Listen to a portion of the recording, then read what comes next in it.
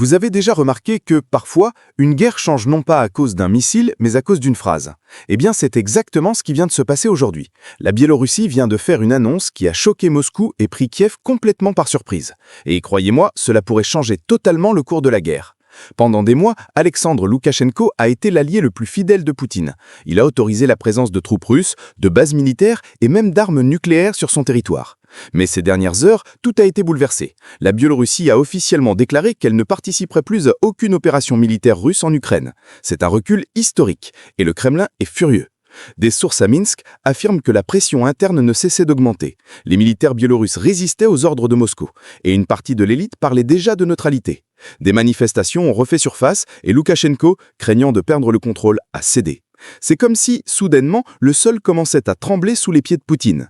Et les conséquences? Énormes. La Russie perd une route stratégique au nord, utilisée depuis le début de l'invasion. Sans le territoire biélorusse, l'encerclement de Kiev devient pratiquement impossible. De plus, le moral russe s'effondre. Moscou tente de maintenir son récit de puissance, mais les fissures sont visibles. L'allié le plus loyal est en train de s'éloigner. La réaction russe a été immédiate. Les médias d'État ont qualifié la Biélorussie de traîtresse et les conseillers de Poutine évoquent déjà des représailles économiques et militaires. Mais un détail change tout. Loukachenko sait que s'il survit politiquement à cette rupture, il pourrait devenir le premier dirigeant post-soviétique à défier ouvertement l'Empire russe.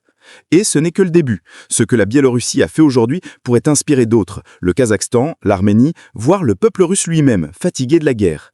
Poutine va-t-il reculer ou redoubler d'audace? Et vous, pensez-vous que c'est le premier domino qui tombe dans le système de Poutine?